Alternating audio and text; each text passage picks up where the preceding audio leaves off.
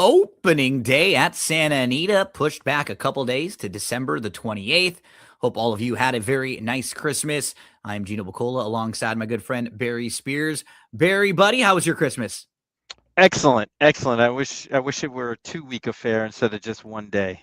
Well, we'll have a few extra days leading into Santa Anita. It's normally the day after Christmas, so that'll extend the Christmas holiday for some of us horse players, as that'll be Sunday. Remember, early first post time on Sunday at Santa Anita, 2 o'clock p.m. Eastern Time, 11 a.m. Pacific Time. Daily Racing Form has a sale rocking right now all the way through January the 6th. It's a New Year's sale where you can get 15% off in the DRF shop when you use the coupon code NEW2026. Check that on out. Barry, this card on Sunday at Santa Anita, 11 races, 6 graded stakes races.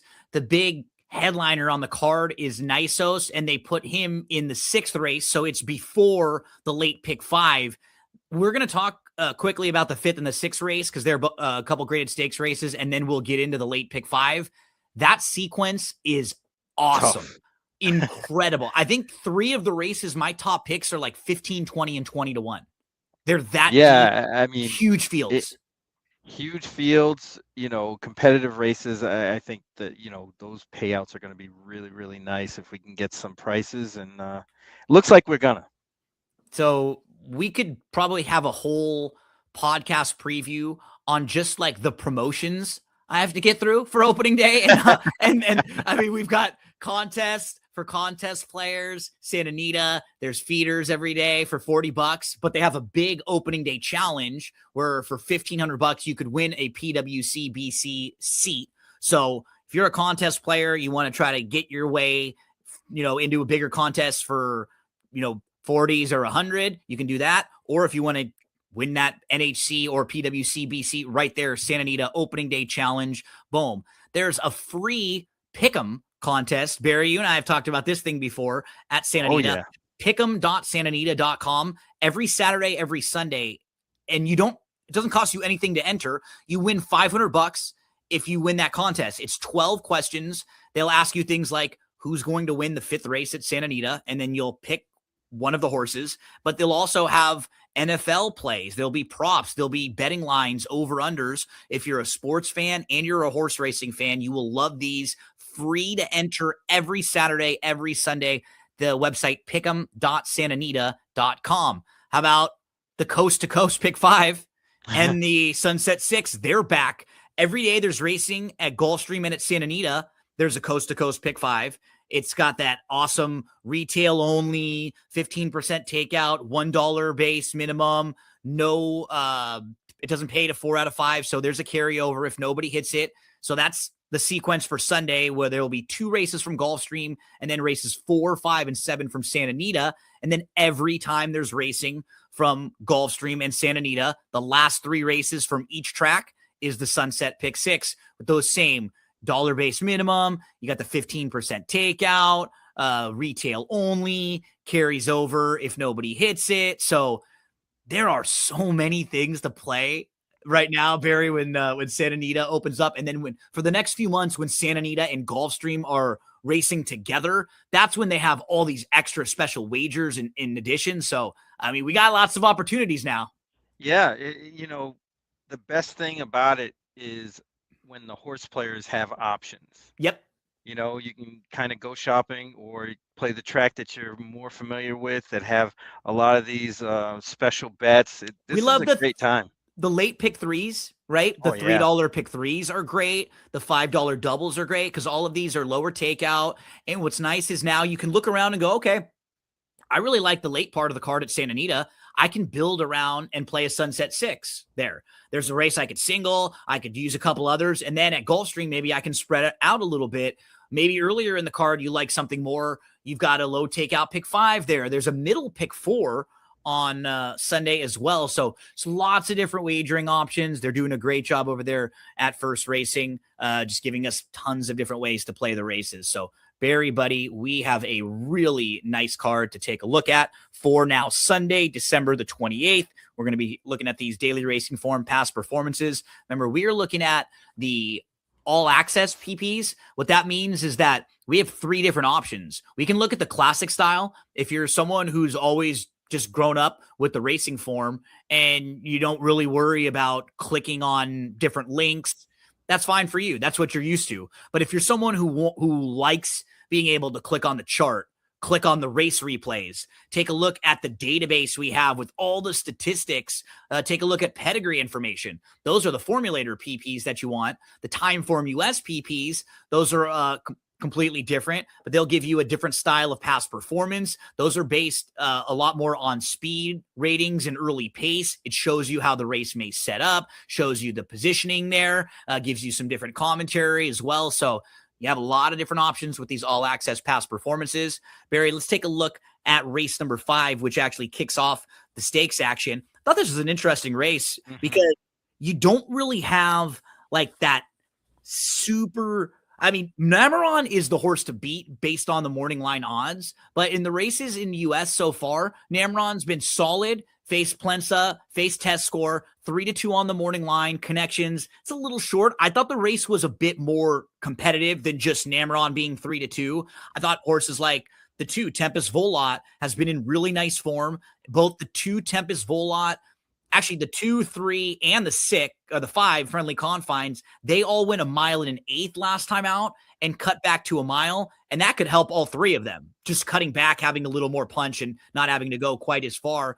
Lyle the Crocodile, he's kind of had some weird races where he seems like he's a little better when they take a hold of him and come running. The last 2 times he's run very well were in the Oceanside in the Let It Ride, and he came from way, way out of it and finished very well, beating just 3/4 of a length in both of them. And then Moz to the outside was second in the Twilight Derby, and the saddle slipped for him in the Hollywood Derby. He just didn't have much of a shot at all after that went down. So I felt like it was a little bit more competitive. I don't know if you agree or not. We can kind of start the conversation with the 3 Nameron. Yeah, I thought the morning line was a little short on Nameron. Yep. You know, in comparison to everybody else, they pretty much look the same. Yeah, I thought so too. I don't think they're that much of a standout. Maybe they get a little bit of an extra nod for those races overseas. But other than that, they really look kind of the same. I mean, that Twilight Derby was definitely too far for a horse like that, but there is no guarantee that at 1 mile that horse is better than these. No. And not a 3-2 chance. So there's that. And then there's the pace scenario, which I think Friendly Confines is the beneficiary of. Agreed. I think that horse might actually be loose lone speed here, and that could be ultra dangerous in a race like this. Because Lyle the Crocodile went to the lead last time, but that's not really their game. No. And it kind of showed. They faded quite a bit there. And they got a great trip too, right? Like got Super the lead, established it. It's just some horses just don't want to run that way. Yeah, and I think he's one of them. Agreed. And I think Maz, even though the saddle slipped early last time, he still was going to be far back and is challenged in that sort of way. So Friendly Confines, I think, has a little bit of an edge and would get my money here. And I think Tempest Volot, who might just be plain better than Friendly Confines, will get an excellent trip as well. Yeah. And I think the cutback helps these 2 horses tremendously. A lot of what you said, I feel almost exactly the same way. So here is the Let It Ride. This is where a lot of these horses come out of. 5 of them were in that race, including Tempest Volot and Friendly Confines. They were the 2 and the 6 in here. So you can see they both sort of went for the lead. In this particular race, Friendly Confines wanted the lead more than Tempest Volot. So you can see 2 and 6. Tempest Volot breaks a little in front of Friendly Confines, but Friendly Confines is sort of asked more and goes on with it early on here. And that's going to be, first the top 2 from a pace standpoint in the Let It Ride stakes, which was funny. So you'll see the 6 ends up crossing over here. 2 sits just behind. And they run fine. Like, they both run fine. The 2 runs really well. Tempest Volot angles out here and then goes by. And that's, these 2. In the next race was interesting. It seemed like they wanted to take Friendly Confines back. And it just didn't work out quite as well. But Friendly Confines had a little bit of trouble. So in this race, Tempest Volat is the 8. Friendly Confines is the 2. See, Friendly Confines breaks really well, but just doesn't go on with it here. They choose to kind of take back. He doesn't go on with it, and he sits third on the inside. So it's really interesting between the Tempest Volat and Friendly Confines. I'm kind of curious. It doesn't seem like Tempest Volat wants to go. Like, they don't want him to go, because 2 times he could have had the lead and they've been fine sitting right off. Now, do you think they'll have Friendly Confines try to go this time because he went, then he didn't go, and like you'll see, he gets sort of stuck behind horses here. He's the 2 down inside. I think both of those horses want the exact same trip they right? got in That's what Let It Ride. Isn't that funny, right? That they seem like the exact same spot. Because right here, Tempest Volat gets the jump. Friendly Confines gets pinned in. I think for both of them, the mile and 8's a little too far anyways. Yeah, like, that's better. My feeling as well. But see, the 2 doesn't really get much of a shot here to run. He's got got a trap. Yeah. He's a little bottled up. And then by the time it's, for him to get a shot, he's flat anyways. Because this part of the race, he's probably not going to be doing his best running in the mile and 8. So, I mean, I like those 2 coming out of that race, and it seems like you're kind of leaning with the Tempest Volat and Friendly Confines as well. Yeah, absolutely. They seem to be a little bit above these other horses as far as experience in these kind of situations. But again, you have a horse like Nameron who is good enough to win, but in my estimation, has to prove it. And especially if he is a lot shorter than the other 2.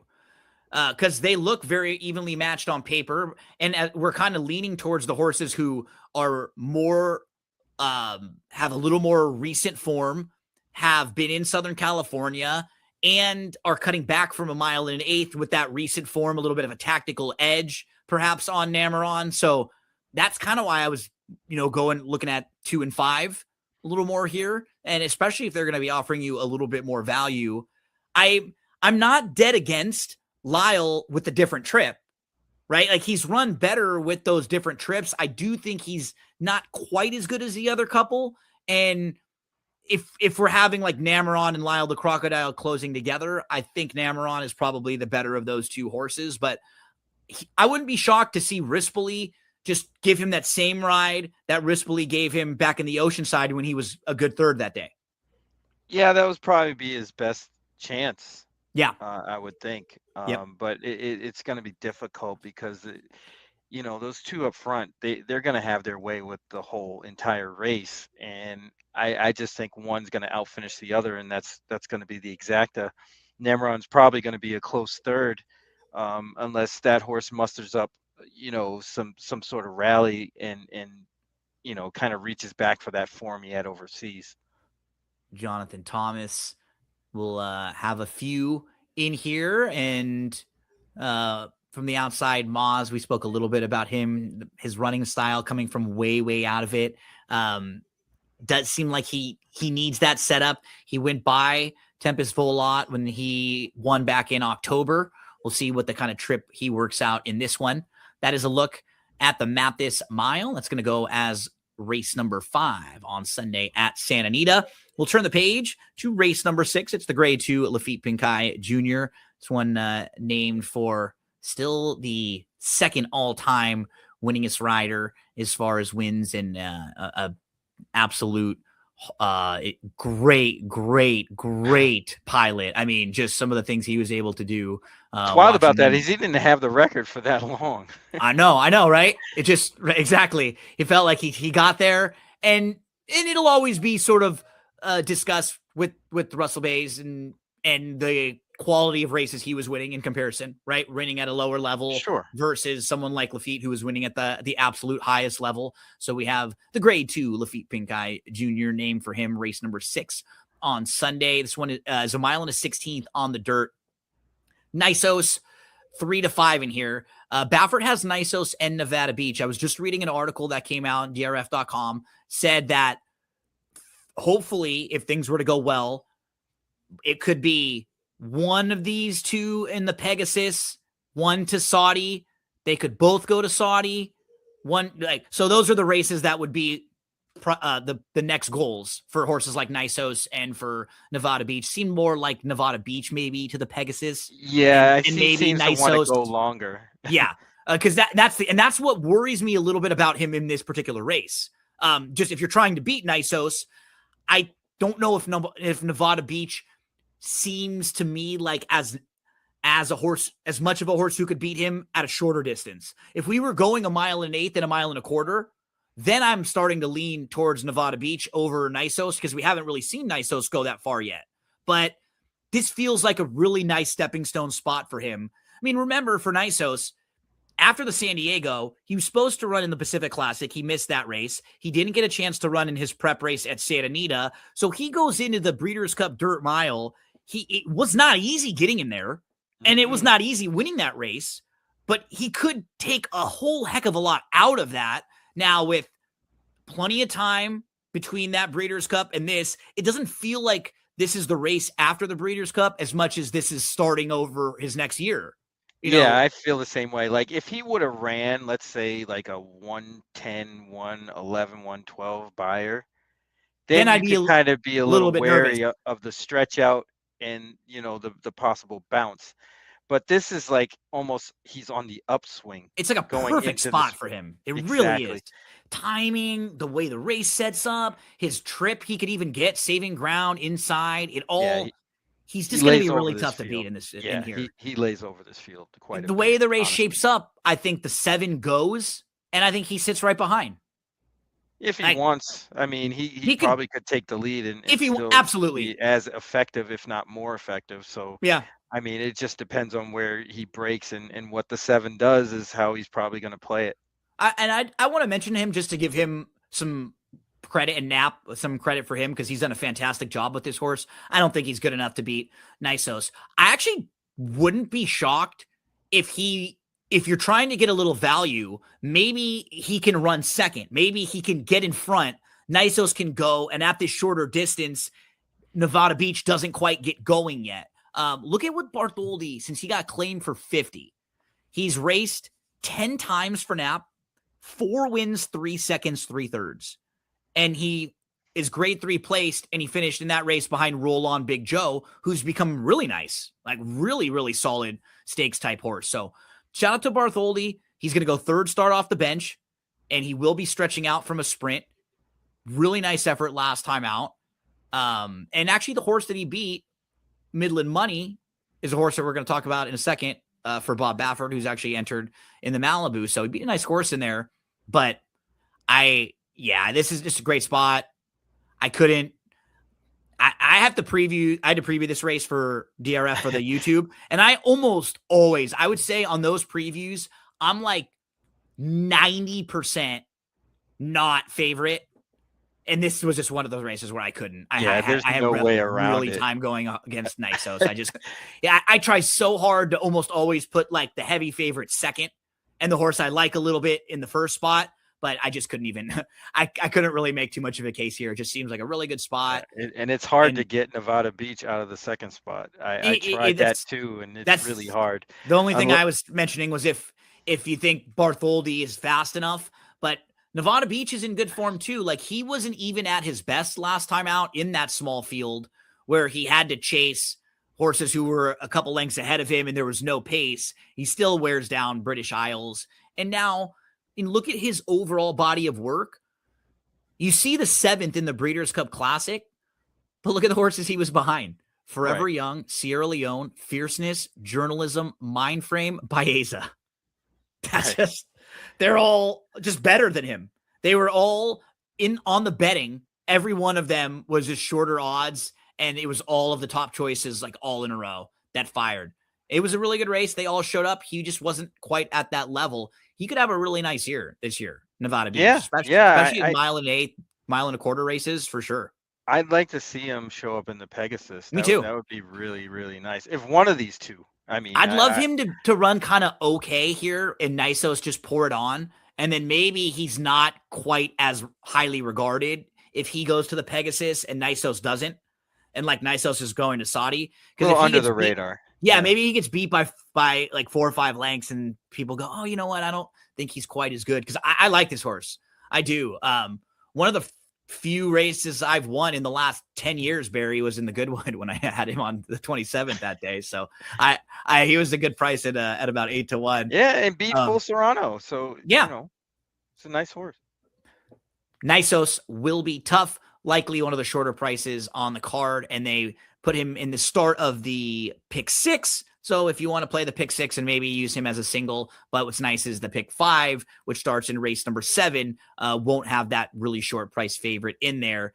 This race, Barry, the 7th, it's an optional 50 first level allowance race going 6.5 down the hill, and you will see some massive fields in these next 5 races here. From a conversation standpoint, you have the sharp Anmer Hall, who's won 2 in a row, trying to make it 3. Now, he does have a win down the hill. He likes this distance, but only one of them was down the hill. You see he's run at 6.5 at Kentucky and other 6.5 distances. We have Winning Patriot, who comes off of a victory last time out. He's going to cut back a little bit to 6.5. He's going to get a little bit of money in here. You've got the 8, who I think is kind of interesting because there's not that much early speed in here for this type of a race. He's got a little bit of backclass, this almost 8-year-old. We'll talk about him in just a moment. Towards the outside, you've got Hot Rocket. You've got Katona. Luca, we'll see if he can draw in from the outside. Barry, talk to us about who are some of the horses on your radar in here. Yeah, you kind of have to start with the 1, Anmer Hall. Yep. The record at the distance, 4 for 6 at the distance is really stands out here. Yep. But the post position isn't great. Not down the hill. I really don't like the 1 hole down the hill. There's a lot of impediments there, and it's tough. If they have to kind of stay towards the inside, they're going to have to work out a trip or find a hole. If they try to go outside, they have to just make up a lot of ground, and it's not the greatest position to be in. But I would take a second look at the 4, Proof He Rides. Sure. I think this horse clearly is not a 5 furlong on the turf horse, so you can put a line through that last race. They did win at that trip previously back in 2024, but I think that field wasn't as good, and this horse actually got a really perfect trip that day. And you'll see that actually was technically this horse's best Beyer speed figure.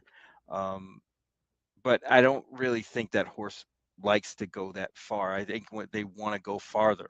And down the hill makes a lot of sense for a horse like this that kind of stalks and can ride that momentum wave and push themselves to the lead and get the jump on a lot of these other closers. 10-1 seems like a fair price. Probably will get close to that because Anmer Hall is probably going to take a lot of money here. I expect Winning Patriot to attract a little bit of attention as well. So I would settle for a Proof He Rides at 7-8-1, if not 10-1. In a race like this that seems a little bit all over the place. I mean, a winner can come from anywhere in this race. A couple worth mentioning.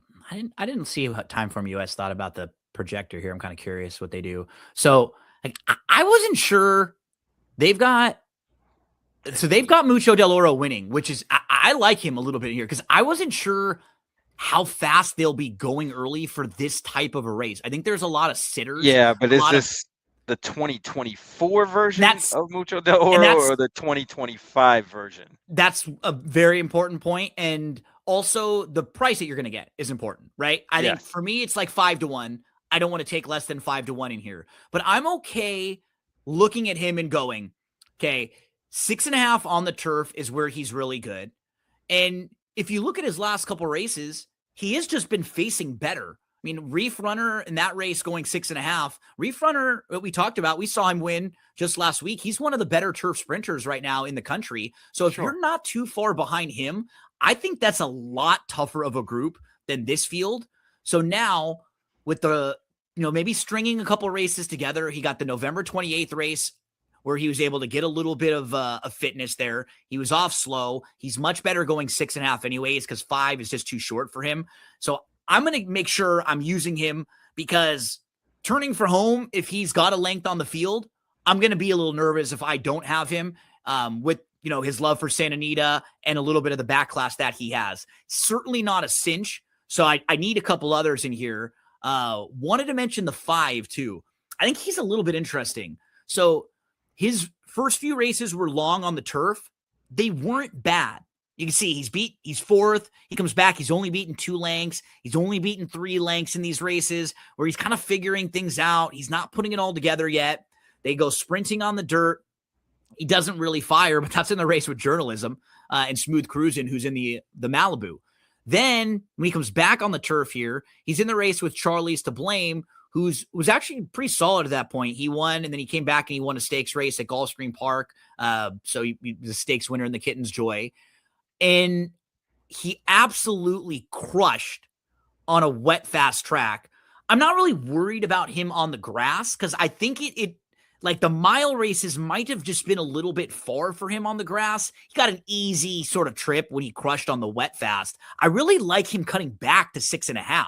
That's where I think he can kind of sit a trip, have some punch. I think he's going to be a fair price in here, and he's going to go second off a long layoff. He absolutely needed that race. That was Breeders' Cup weekend on October the 31st. Those races are a little tough usually on the undercard. He got the lead. He just popped and he stopped.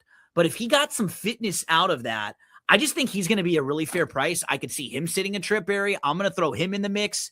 I had 8-5 and 1 is kind of, I thought the one's horse to beat. I have 8-5 is sort of my fun price horses. And then my next tier, you mentioned the 2 of them, 3 and the 4. Were kind of the other horses for me. The other horse I'd give a chance to would be the 6, Mescalero. Sure. This horse ran pretty good first time out. And then they threw this horse in the Let It Ride against the crew we were just talking about. Dropped back in on the dirt at this level and didn't run a step. I think this horse is a turf sprinter. They found that out kind of the hard way. I'd give this horse a shot in a race that's sort of wide open. I mean, if you can get past the 1, sure. I think there's a lot of possibilities here. And for me, it's not that difficult to get past the 1 just because of the post position alone. I would include the 1 obviously in multis because that is the best horse in this race. But I'd have to give horses like the 4 and the 6 a chance. The 11 is one of those horses who could possibly be pushing the 8. And then if they do go hook up early and go fast, then it really can set up for a lot of these other horses. The guy I had no idea what to do with was Katona, who like a year ago, he's running in graded stakes races on the dirt.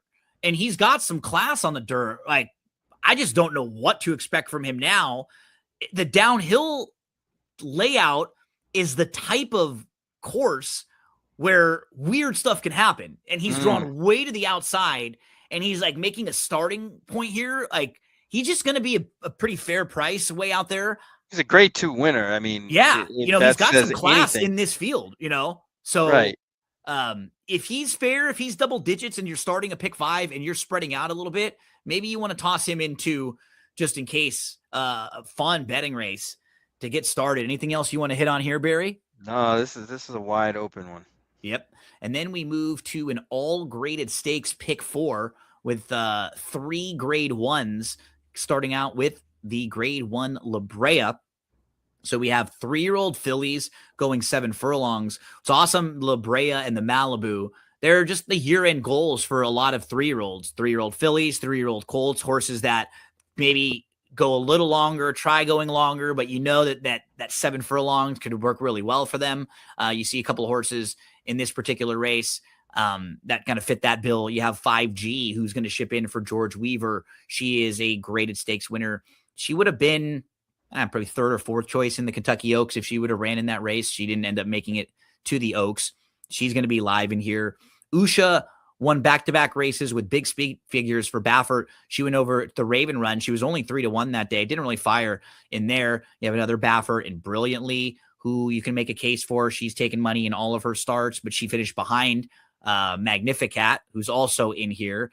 You've got Her Laugh for Riley Mott, who ships in off a runner-up effort last out Formula Rasa, I believe, is actually the morning line favorite in here because her only loss came to Sweet Azteca, and she ran really well that day. Sweet Azteca probably would have been favored in the Breeders' Cup Filly and Mares Sprint. You got another Baffert to the outside in Silent Law. Just a lot of ways you can go in here, Barry. Who do you want to start with? Yeah, I tend to think in this race that the Bafferts are just not as good as the rest of these horses. Usha had some potential, but ran well only at Del Mar. I'm not really sure what you're going to get out of that horse in Also on this race. Lasix. Right. Both of the races on Del Mar on Lasix. Yeah, that seems to jump out as well. Silent Law is one-dimensional, really hasn't shown much. I'm not really sure what to expect out of that one either, but I just can't imagine either of those two horses winning this race. Not saying that they can't, but I just don't see it. Formula Rosa is definitely the best horse in this race, but again, the step up in class, they're going to have to prove it. And she hasn't gone this far either, right? She's going to have to go a little farther, that 7 furlongs, probably with some other speed. But of the horses you mentioned, the Bafferts and then this one for Glatt, I do like Formula Rosa better than those other ones. I think she has the ability to be just really, really good and maybe overcome it. So I think she's legit. I do. I like her laugh a little bit here, the 8. Sure, me too. Coming off the bench, ran a really good race at Churchill, second to Moda. Before that, the only losses were to Good Cheer and La Cara. And that Fairgrounds Oaks was a pretty decent race with Avava, Goals Delight. Yeah. That was a pretty tough race, and it seems like they matured. The horse got better. You can see that the buyer number went up in November. I think this is a really good spot. This horse might get a really good trip as well. The other one I'd take a real long look at would be the one Simply Joking. Oh, here we go. You know it. Absolutely. I don't know why this horse is disrespected in the morning line. Yeah. But she's run really good races. The Kentucky Oaks was kind of a throwout race in general. Yep. And then the comeback race. So she was working a throwout as well. Awesome going into that Raven run. She sure was. And this is like in the middle of my just disgusting stretch right now, where I'm just, you just like the stuff that's happening. And it's like, it's not even funny. And like just a little tangent, the Fairgrounds race, if anybody was watching last weekend, the Fairgrounds races, the horse that lost the rein, the one moving up the inside and just lost by a nostril. If that horse wins, I hit the pick 4 and pick 5 for probably make 20 grand. Stacks. And the reason why I lost was because the horse lost the reins and got bumped. And what was funny, in the prior race, my other ticket lost. Theismann got scratched like 5 minutes before the race. And Theismann was the other speed in a race when there was only 2 speeds. Right. Theismann was out. Then the 3 went. And I was like, I lost because a horse got scratched in the middle of a sequence and I couldn't change it because the race, it was already. And then like I'm inventing ways to lose races, Barry. Like dropping the reins and horses getting scratched. You and I have had days where they've gotten canceled when we were alive for like big money. And then like there's a tote malfunction at Tampa Bay. Like Derby Day. There's some funny stuff. But I remember being like, okay, I like the 10 here, needing Simply Joking in this spot. Here's the 10. You're watching. Okay. Trust me, I had this horse too. Already. Boom. Boom. Okay, you already got steadied. Here you go. Let's get back into the spot right here. Maybe we can at least sit here. We're about 4 or 5 wide, and then you're just going to get completely sawed off again right here. Boom. And it's like, I was sitting there in my living room with my dad, and he was laughing, not like laughing, but it was like, he's like, "Who do you need here?" I was like, "All you could do is shake your head and be like, right? The 10, like I could have said any horse in this race, and we wouldn't have been thinking about it. But okay, now I'm off my soapbox for the moment. I got a little bit of my therapy out there, but no shot in that after what happened there, and was training so well going into that race, and then most recently in the Bayakoa, she's just second behind Hope Road. I mean, that was the Breeders' Cup Filly and Mare Sprint favorite. Nobody was beating that. Yeah, she was favored in the Filly and Mare Sprint. She finished 3rd there behind Splendora. And this is that's an older horse that she was facing too. 3rd start off the bench for Hope for the one Simply Joking. And it's funny that the 1 and the 8, who we both like, these are both the horses that were in the Beckworth barn earlier in the year. Her Laugh and Simply Joking both changed barns. They were both really solid earlier in the year, and now one of them is running for Riley Mott, and the other one's running for Michael McCarthy. Yeah, and that kind of leaves the other Baffert as the question mark brilliantly.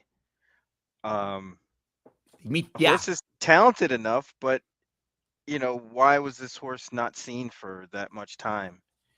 Why are we only seeing this horse for the 4th time? Whatever ailment this horse had kept this horse away from the races for a long time. I tend to think with the Bafferts this year that the ones that have been running haven't been that good, which means, or conversely, the horses that haven't been running that are now running might be better. Yeah. If you're someone who watches the works, they have them on first.tv. Brilliantly has been working with Nevada Beach. Brilliantly was just better than Nevada Beach. Now, I'll give you a little bit of context to that. Nevada Beach is a solid workhorse. Nevada Beach is also a horse who we've been talking about is like a distance horse. Right. So maybe, Nevada Beach is a horse who we like at 1.125 miles, 1.25 miles. It might be easier for a horse like Brilliantly to look good in the morning at 5 furlongs than for Nevada Beach. So like take that with a grain of salt. But this is a 3-year-old filly who was working very well with another grade 1 winning classy Baffert horse who we just talked about. So you can check out those works at first.tv.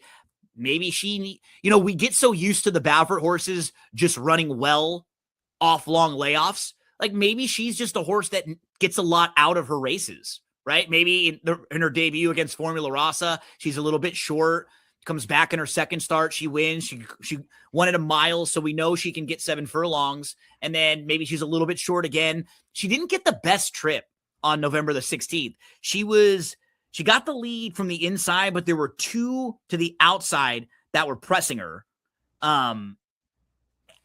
She, of the Bafferts, I like her the most. It's funny that you kind of went to her too. Just like, I got a feeling she's going to run the best of them, or just fire like, and if she is a little like 5-ish to 1 and maybe doesn't get as much support as the others, maybe it's the other thing to keep in mind with Brilliantly is how she lost to Formula Rossa on debut. Came out of that race and kind of moved forward. So, if you can think of it this way, is they were probably close to one another when they started out. And it's like now they're going to face each other again. And the bet is, or the gamble is, do you think Brilliantly has, progressed enough to beat Formula Rossa here? The race doesn't really shape up for Brilliantly all that great because there is quite a bit of speed. Yeah, that's the problem. It doesn't set up well for her. So, with that in mind, I still think Brilliantly can sit off. Most I agree. Horses can. And Pratt's really good with this, right? With that move, knowing, okay, I can sit a little bit off and getting horses to either go or to sit.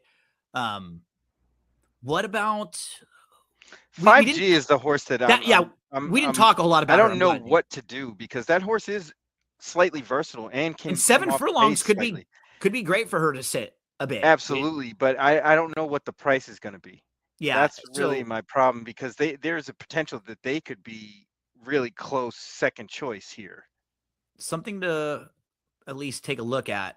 The barn has done a really nice job too with horses like this off long layoffs recently. So this is over the last 5 years.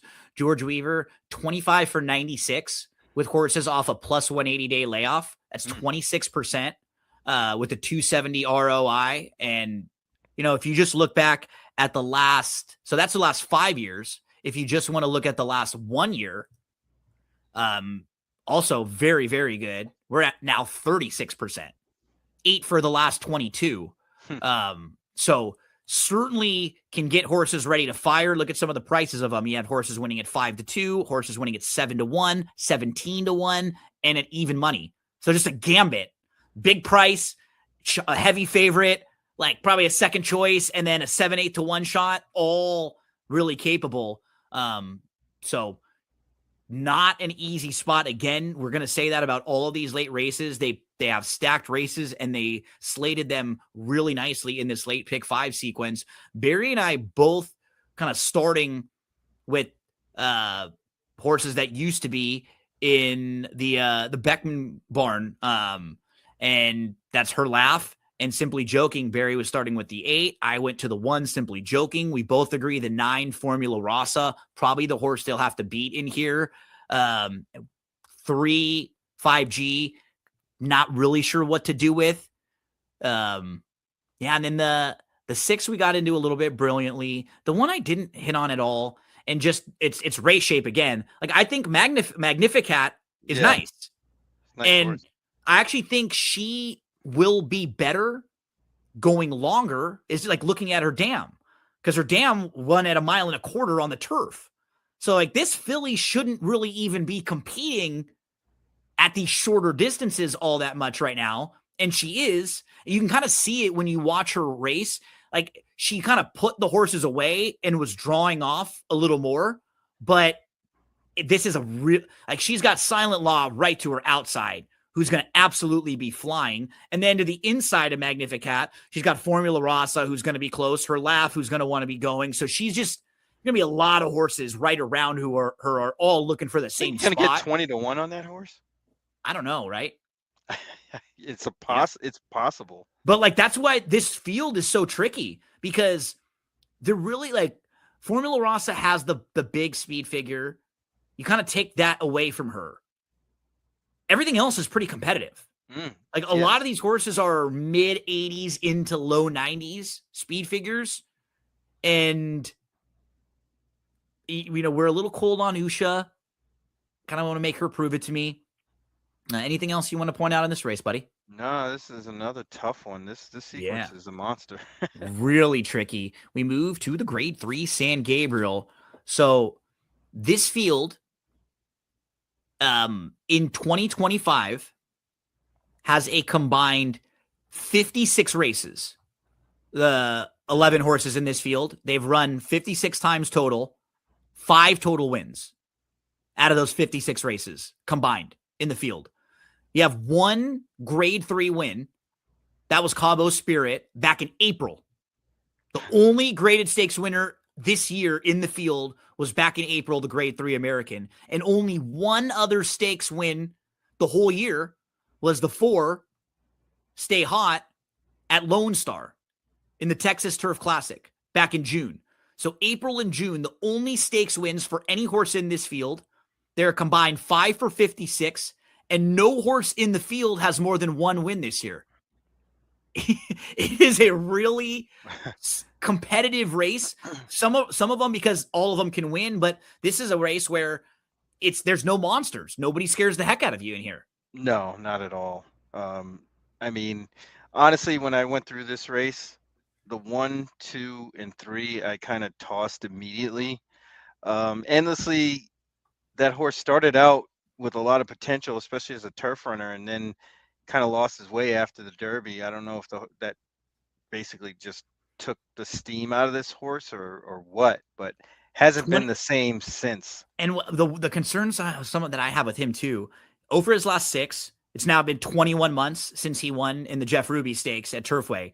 And if you're just looking at his works, right, it looks like in November he might have missed 2. Because he's got to work on November the 2nd and then nothing till the 20th. And then in December, he's been a little spotty as well. Like he might have had like a missing work somewhere, or just worked and then worked 12 days later instead of 7 days. Like I don't love that for a horse like this who's not at this level. Form. Right. No, You'd expect that from a claimer. Yeah, or a horse who's just in really good form. And they're feeling good, and you're just trying to get them to the race. But like, it's been tough for him for a little while. So who are some? Yeah, this isn't an easy field to go against. No, it's not easy either. No, it's a big field too, right? It's not like a field of 5. He was entered in the race that St. Anthony was entered in the Lure. I mean, like that would have been a more logical spot for him if he was ready. And I think he got scratched out of that race and we haven't seen him come back since. Who are some of your top tier horses in here?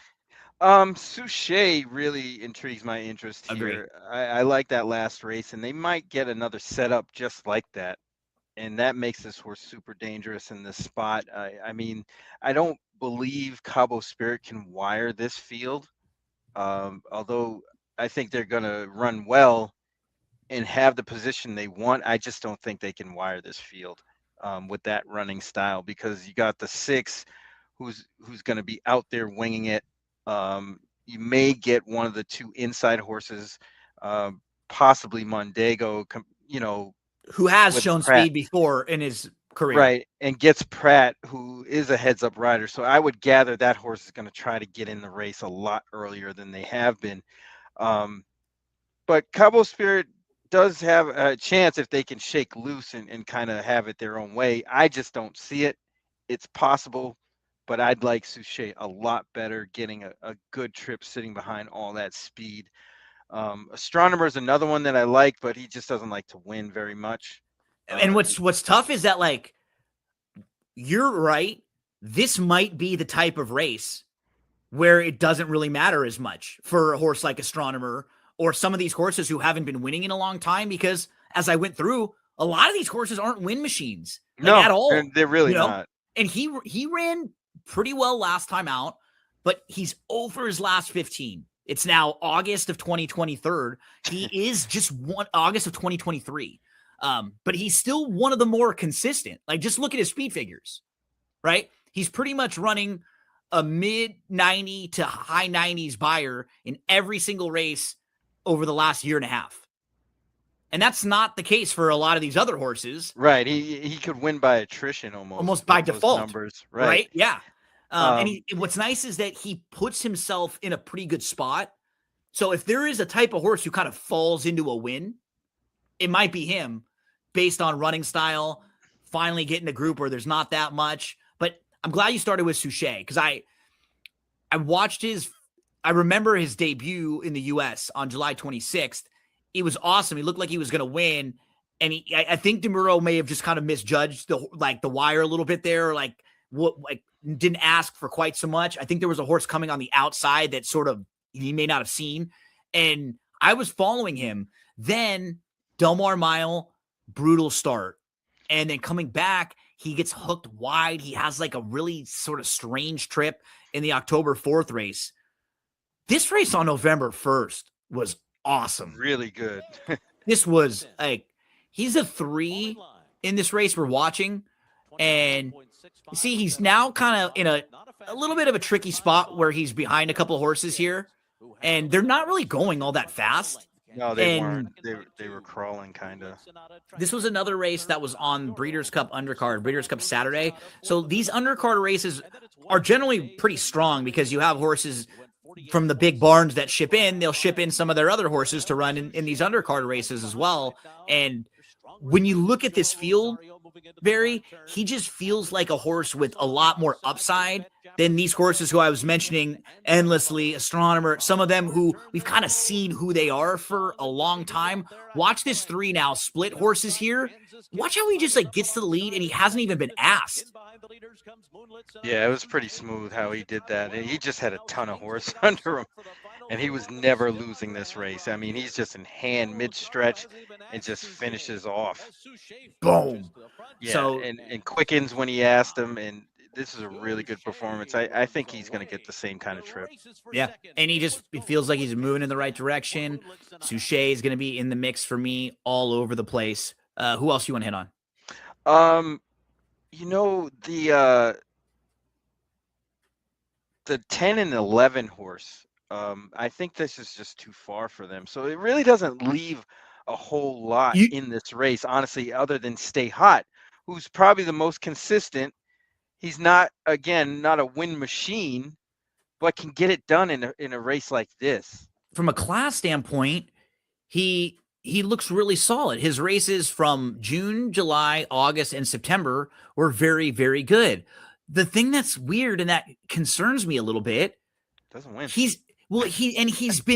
There have been a couple of these races where I think it was the Eddie Reed, The the Gold Del Mar Phoenix race, handicap, he should have the John won. Henry, where he should have been closer early in the race. That's what's starting to worry me a little bit. Like, he's dropping so far out of it, and he was dropping way out of it at 1.25 miles and 1 3/8 miles. So those are races going longer where he was way out of it. Has this horse just lost like some of his positional speed? Because earlier this year they had him on the lead going 48 and 2. Like, he could be placed in the race in different spots. So I think wonder. that was the plan last time, and they just drew poorly and didn't really get a good run at it. No. I think Irad has the same sort of temperament and aggressiveness as Juan Hernandez. So I think he's going to try to get this horse in the race a lot earlier, and try to force that horse to get, involved, because it seems like he's been lagging. And that may be a factor of how long the races were. But getting back to something similar at 1.16 miles, then going back up to 1.125 miles, I think this horse might be able to get into the race where they want to be, especially with this kind of muted sort of class here, comparison to what they've been running with previously.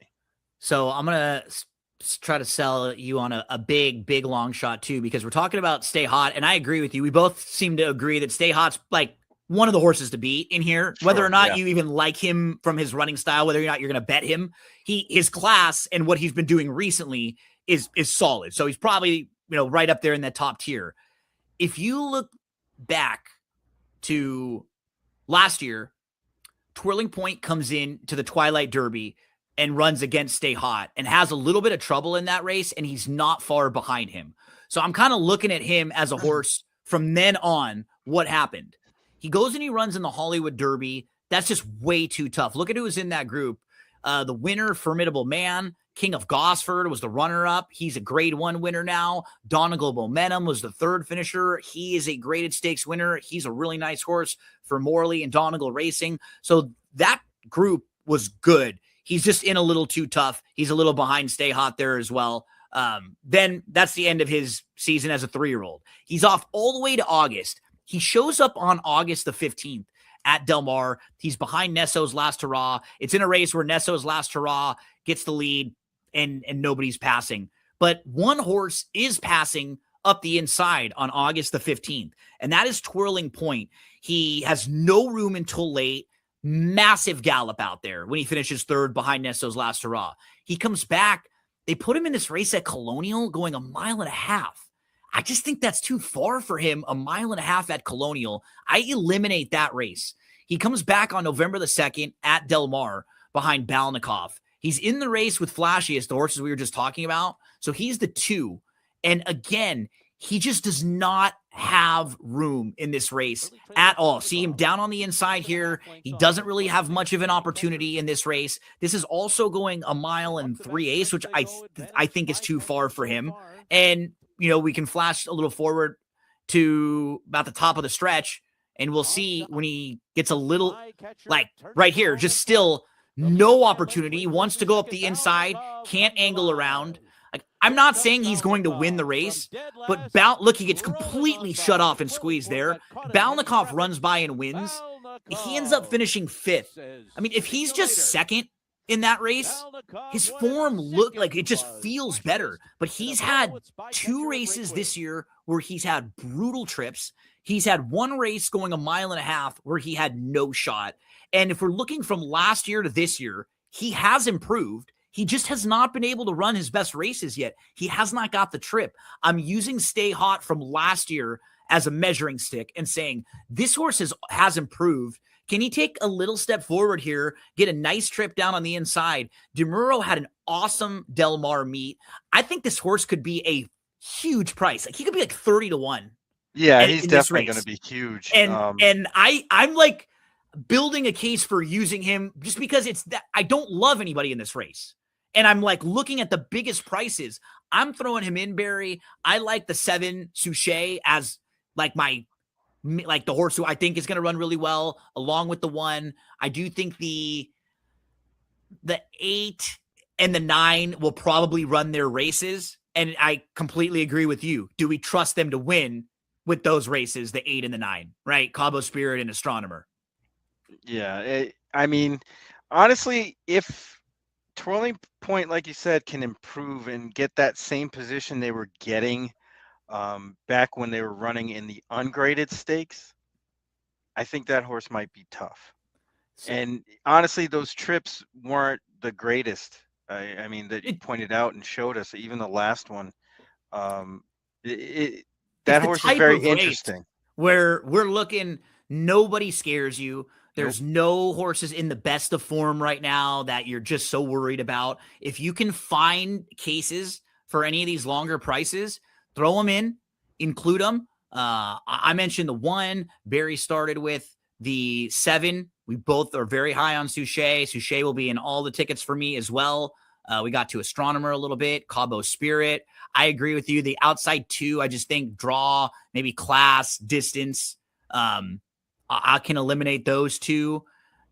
Nestle's last draw was in good form, and then his last 2, like the Reef Runner race, I'm okay with him running fit there. That's fine.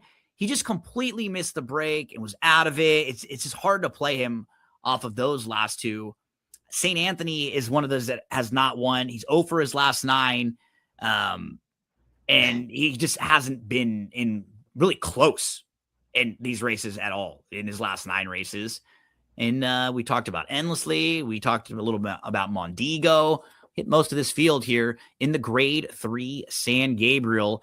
Couple grade 1s to close out the card. We've got the grade 1 Malibu, race number 10, 7 furlongs on the dirt, 3-year-olds. We got 5 Bob Bafferts in here.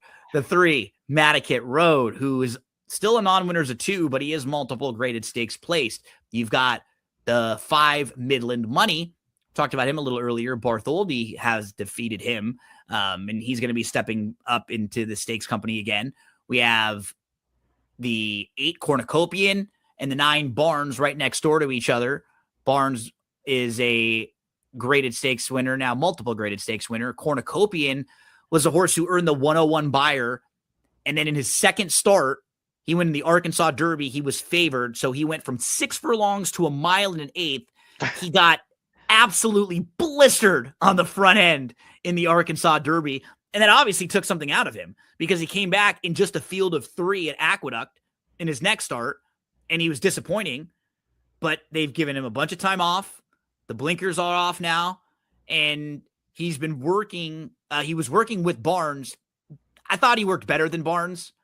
I don't know about you. I feel like of the Baffert horses, and don't forget about Goal Oriented on the outside, I feel like of the Baffert horses, the one that might be the horse that like could run them all off the screen is this one if he was right.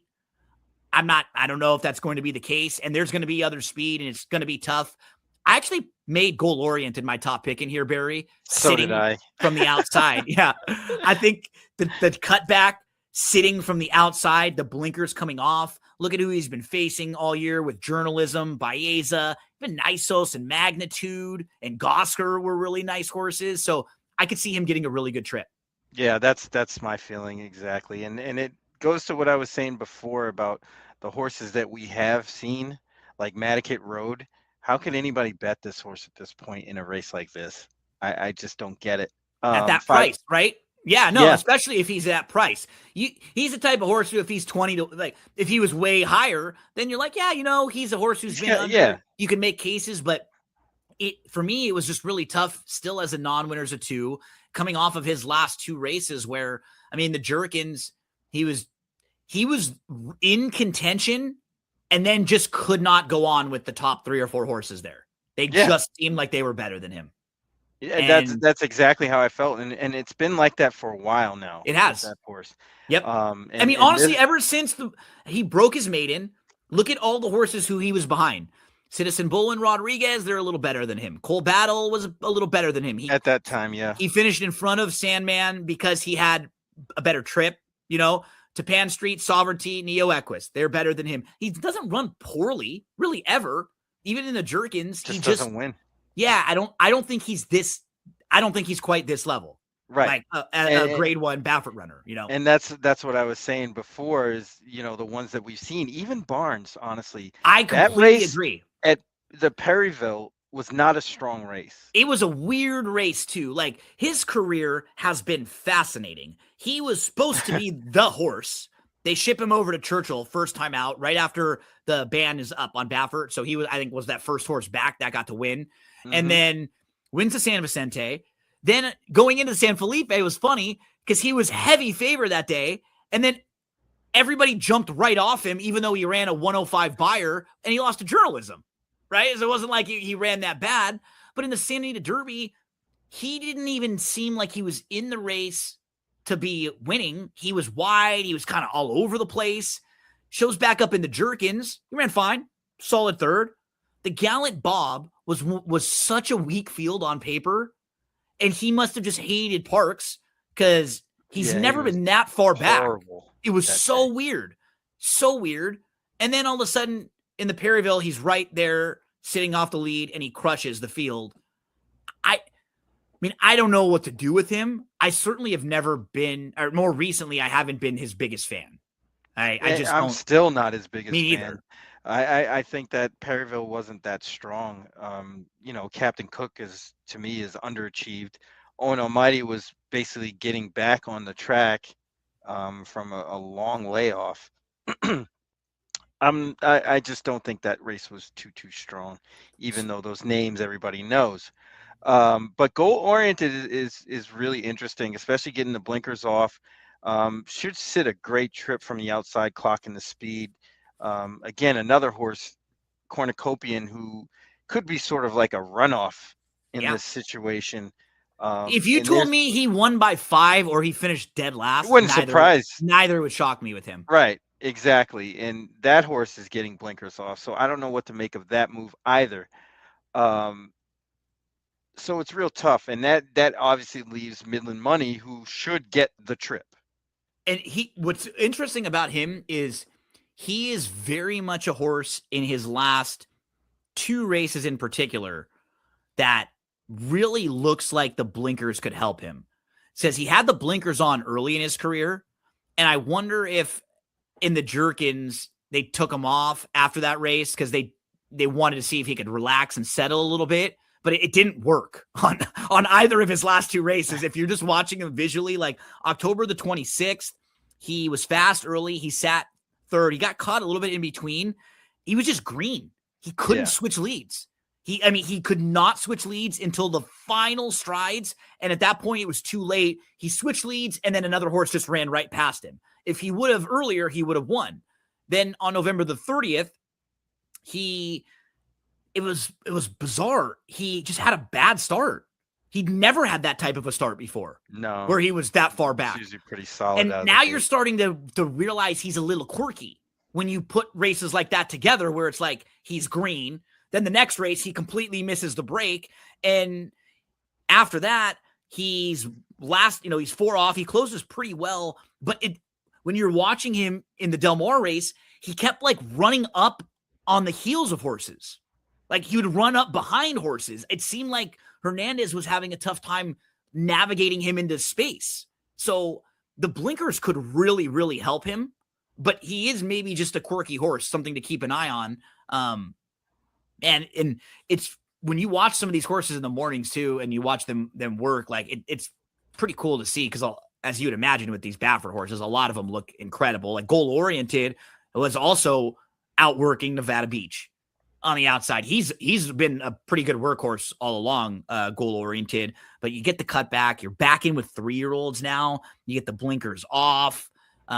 He's time, just put a line through that Breeders' Cup Dirt Mile race for him, I think, and look at the rest of what he had done prior to that.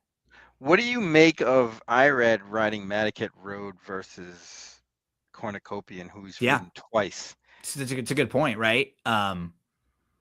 You wonder with situations like this, is it because Irad rode Madaket Road pretty well twice, right? Maybe that's what they come back to is where Baffert just said, hey, you know what? You seem like you got along really well with this horse. Let's give you another spot here aboard Madaket Road. But something to point out as, You've got Pratt on Cornucopian. He's never been aboard Cornucopian before, so it'll be the first time for him. And he's ridden goal-oriented 3 times. So okay, let's do two things. First thing, there's 5 Baffert horses. Let's rank those 5 of our preference of them. So we both start with goal-oriented. Yes. 1. For me, of the 5, the one that I have last is the 3, Matticat Road. Matticat Road, yeah, me too. So we're both first and last the same. Then I think I put second. I think I would go Cornucopian and then Midland Money and then Barnes. Because I don't really like Barnes and I don't really like Matticat Road. The other 3 wouldn't shock me as much. Matticat Road and Barnes, like, I'm okay leaving them out, I think, of my Maltese. Yeah, I think I'm very similar. I would just have Barnes in front of Cornucopian. Okay, so you like that. That's the only difference. A little bit different, but that's sort of the way you have to look at this race. Like, what are you going to do with the Baffert horses? And then some of the other horses, what are we going to do with them? We can talk a little bit about some of the other players in the race here, Barry. We've got, what do you do with the horse like the 1? Modus Bestia. Is he good enough to compete in a group like this? Well, his only chance is probably to go to the lead. Right. Then it's going to have a lot of company. Outside. That's the problem, right? Like being down inside with so much other speed. I do like what he's been doing recently because his career, a lot of it makes sense to me. You see early on, he's always had his speed. He couldn't quite put it all together. Debuts, sprinting, then they go a little bit longer. They cut back and he doesn't have he's kind of a runoff on April 12th at Keeneland. And they try turf. Since the return after the couple months off, he's been really good for 3 races in a row. It's just going to be such a tough task with all these Baffert horses to the outside of you, breathing down your neck. Smooth cruising seems a bit of a long shot. Goal. Yeah. I mean, it does seem like Baffert holds the real key to this race, right? It's going to be hard to beat him. So how do you stack the 5 Bob Baffert runners in the Grade 1 Malibu? That may determine how you score on some of these late exotics.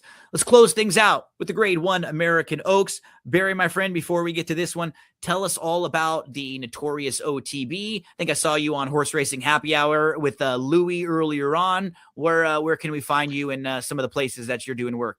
Yep, the Notorious OTB, we're there usually every day. We took a little break for Christmas. I think the Wolf was down at Oaklawn today, hanging out. Howling down there, yep. Yeah, so he just took some time off, and we'll be back next week. And then Horse Racing Happy Hour, we do SoCal Saturday, which is actually SoCal Sunday, which we went over this card.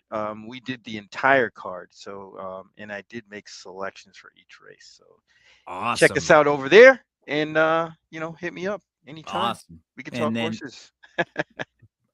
Quick little run through again before we finish up. Don't forget, Daily Racing Form New Year's sale through January the 6th. You've got some tournaments you can play at ExpressBet, $40 feeders for some of you who like to try to qualify for really affordable amounts, or big money trying to get an NHC seat or a PWC-BC seat. You can check these out at ExpressBet. Free to enter pick'em contests every Saturday and Sunday. If you bet on sports or if you play fantasy sports and you're watching this show, which means you like horse racing, this is going to be perfect for you. You're going to love it. It's free. You'll set an alarm every Saturday and Sunday just to remind yourself to go and enter this thing. One of my buddies, Eric, who you've seen on a lot of different shows, he won one of these contests for $1,000 like last year. So they're winnable. Like some contests have so many people that enter. They're free. It doesn't seem like you're ever going to win. You can actually win this thing. They also have prizes if you play in every one of them and start to continue to accumulate winners. It tallies up all the winners that you have each time. So they even give prizes all along. And then Coast to Coast Pick 5 and Sunset 6 are back. We'll share those sequences with you, and we'll have free Daily Racing Form past performances for those. So, what's funny about that is I don't think I know a horse player that doesn't follow other sports. Right? I know. You got it. You're football, maybe different sports, but Right. there's always something at least. And that's what's Yeah. great. Basketball, football, when baseball season starts in a while, there'll be some baseball props in there as well. You'll get college in the mix Hockey. also. Yeah, hockey, absolutely. Hockey are in there all the time, especially because Chappie puts them together. He likes the Kings. He puts these together. And Skippy's our Kings, the Kings guy. Man. We saw him in the fight. We saw him fighting in the Kings game a couple years back. He's got season tickets over there. So fun weekend coming up. Fun Sunday. Let's close it out strong, Barry, with the Grade 1 American Oaks. 1.25 miles for these 3-year-old fillies. Last year, She Feels Pretty was awesome when she won this race. And you've got Cherie DeVoe sending in a very live contender in the 3 Cliffs. She's not nearly as accomplished as She Feels Pretty was at that time, but lightly raced filly, a lot of upside. You got the 2 Will Then. It's kind of funny.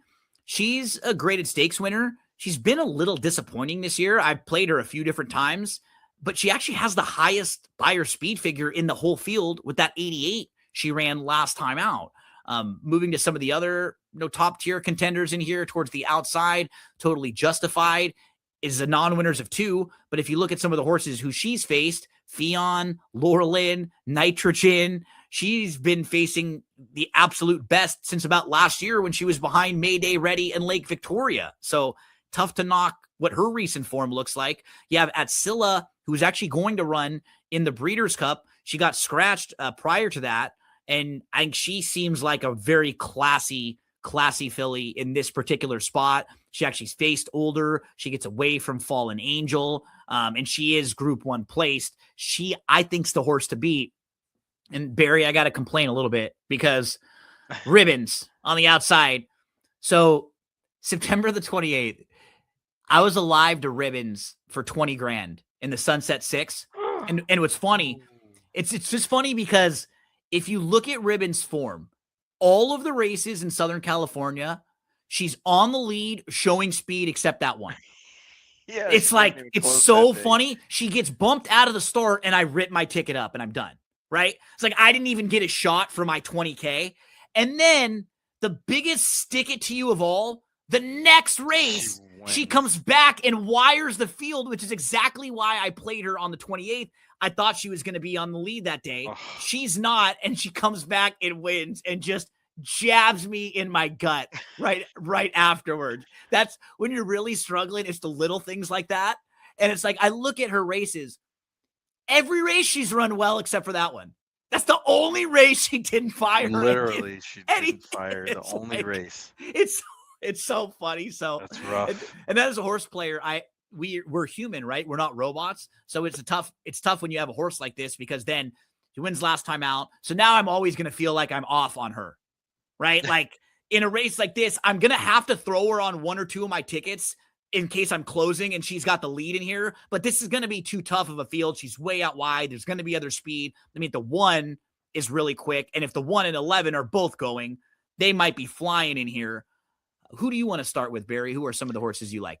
It was really difficult for me to not see a horse like Atsilla winning this one. She looks really good on paper here. Yeah, I mean, if you're playing that turf pick 3, I'm going to single Atsilla. I could see a lot of people doing this because the other turf races are pretty tough. I mean, look at the sequence we went through. There were not many spots where we talked about horses that we thought were singles, short prices. This could be one in the sequence that I think a lot of people maybe try to get to. And you know, if I want to go bigger on that ticket, I would use Cliffs.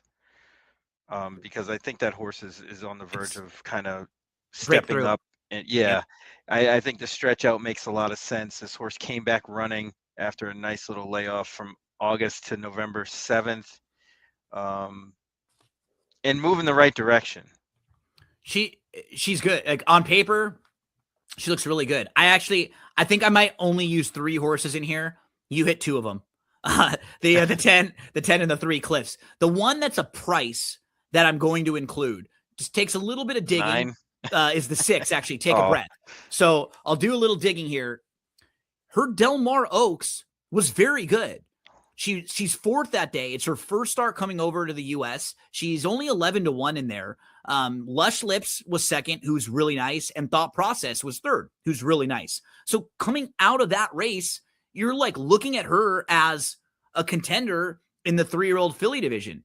They give her a little bit of class relief on September the 28th. She has just a brutal trip that day. She's inside. She has nowhere to go. She gets completely sawed off on the rail when she starts to move. Put a line right through it. Then she comes back on October the 26th. Again, just gets caught really, really wide that time. No chance. So after her debut, 2 bad trips in a row. They give her a couple months off. Irad Ortiz Jr. jumps aboard here for Mark Glatt. I think she's interesting. Of everybody else, I'm going to use her as my price along with the 3 and the 10. So yeah, I'm going to try to get to 3, 6, 10 and see if I can close it out here in some of the exotics. Anything else you want to mention in this one? Yeah, the 9 merits a second look. This horse is kind of improving. Was out at Colonial back in September. Ran a good race. I think a lot of those figures were a little inflated, but I still think this horse can improve into this one. I think Jonathan Tom is going to be heard from at some point during this Sunday, card. Right? Yep. At some point, I just don't know which one. This might be the one where they make a little bit of noise. Barry, my friend, it is a really nice card on Sunday at Santa Anita. Want to wish you all the best of luck playing the races. Don't forget, Daily Racing Form has the YouTube channel you can check out where we have different previews of all the different big races, stakes races, sometimes pick 5 sequences. We also have DRF newbie.drf.com. If you're having some friends that don't normally go to the track, come out with you on Sunday at Santa Anita. Tell them to take a look at DRF Newbie. It'll make it a little easier for them trying to understand how the races will set up, how the races will, unfold with the pace, with different, I think they have jockey trainer ratings and late pace ratings. So make it a little bit easier for them. Barry, buddy, this is now when you and I love the next few months. We got Santa Anita and Gulfstream rolling every week. Big races there. Oaklawn just started up. Those will be the tracks that will really be focusing on, Santa Anita, Gulfstream over the next few months, Oaklawn on their big days. Every now and then there'll be some big days in New York that we'll take a look at. But I love this time. And about a month away from the Pegasus World Cup. We'll talk a little before New Year, but Happy New Year to everyone out there. Hope you all had a very nice Christmas. And let's crush it this weekend on Sunday, my friend. For Barry, I'm Gino, and we say hello to the voice of our preview shows, Joey Cleveland.